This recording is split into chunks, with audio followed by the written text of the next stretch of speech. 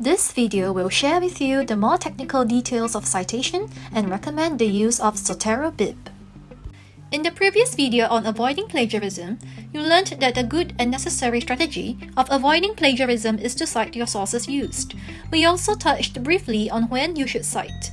More importantly, citation gives credit to the authors who developed the ideas or arguments and gives sound background to the rigor of your research.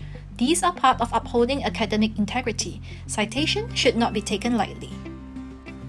There are many aspects in citation that you may need, such as the styles of citation, which refers to the specific citation format of a resource. For a start, in this module GEH 1049, you will be using APA citation, and just remember the two components, in-text citation and the reference list. For a large part, how you cite depends on whether you are quoting, paraphrasing, or summarizing an idea from another author. This is the citation style guide that was developed by our NUS librarians. You can discover other forms of citations other than APA style and resources that you can use. In-text citations appear in the body of your assignment in your paragraphs. Wherever you quote, paraphrase, or summarize, or refer to another source in your paper, you must include an in-text citation. The fonts in red on the right side show how in-text citations usually appear in APA format. For every in-text citation you do, there must be a corresponding entry in the reference list. Now let's see how you can cite if you are quoting, paraphrasing, or summarizing. Let's use this text excerpt as an example of how you can quote, paraphrase, or summarize. A text excerpt is a segment of the original text with the exact wording, punctuation, and formatting. This text excerpt on the screen is found in paragraph 13 of the source, and at the bottom of the screen, you can see the source. The source is a COVID-19 speech made by Prime Minister Mr. Lee Hsien Loong on the 3rd of April 2020, retrieved on 18th May 2020 from a URL that appears to be a government site. You also see that quotation marks surround the text excerpt. How can we incorporate this into our work properly? When it comes to quoting, this is an example of how you can quote a segment of the above text excerpt. There are 5 things to note. Number 1, you must duplicate the exact wording, punctuation, and formatting of the original text segment that you quote. Number 2, you must use quotation marks to surround the quoted material. Number 3, you may use ellipses to designate omitted words, which are 3 periods or ... Number 4, you must provide citation in 2 areas, usually within the text body where you insert the quote. It's called in-text citation, and at the end of the assignment paper, called references. And number 5, for quotes, you have to include the exact location of where the quote was found in the original text. It can be a page number or a paragraph number. Next, this is an example of how you can paraphrase the text excerpt. Paraphrasing is useful when translating technical passages into layman terms. There are 5 things to note.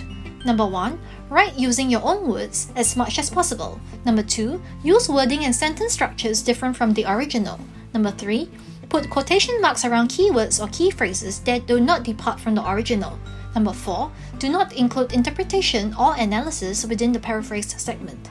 Number 5, again, provide citation in 2 areas, in-text citation and references. Some common errors many students make when paraphrasing are: Number 1, changing only a few words does not equal to paraphrasing. It is still plagiarism. Number 2, keeping the same sentence structure and order of presentation such that it looks almost identical to the original. And number 3, misrepresenting what was actually said in your own words. While you are encouraged to use your own words, you need to make sure that you are saying what the author intended to say. Last but not least, summarizing. When it comes to summarizing, it is similar to paraphrasing but at a higher level. You can change the order in which the ideas appear. You quote exact wordings. You write entirely in your own words. You have different wording and sentence structures from the original.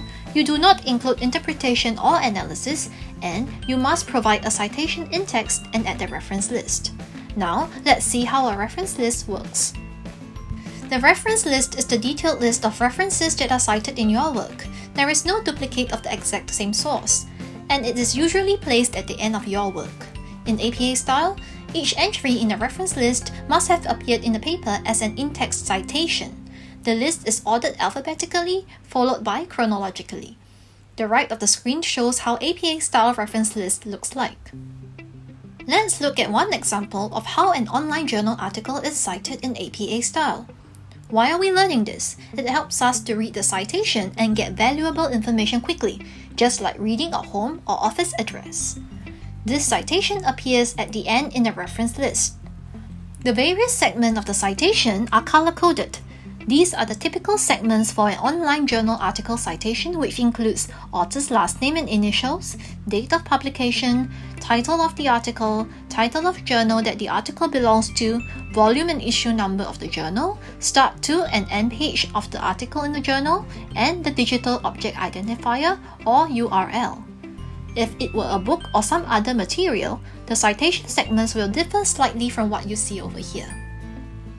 We would also like to introduce you to a useful citation software called ZoteroBib, or also known as an automatic citation generator. This ZoteroBib is fully web-based on a web browser, and you can access it by going to zbib.org. The last part of this video shows a short embedded video of how you can use ZoteroBib. Thank you for watching.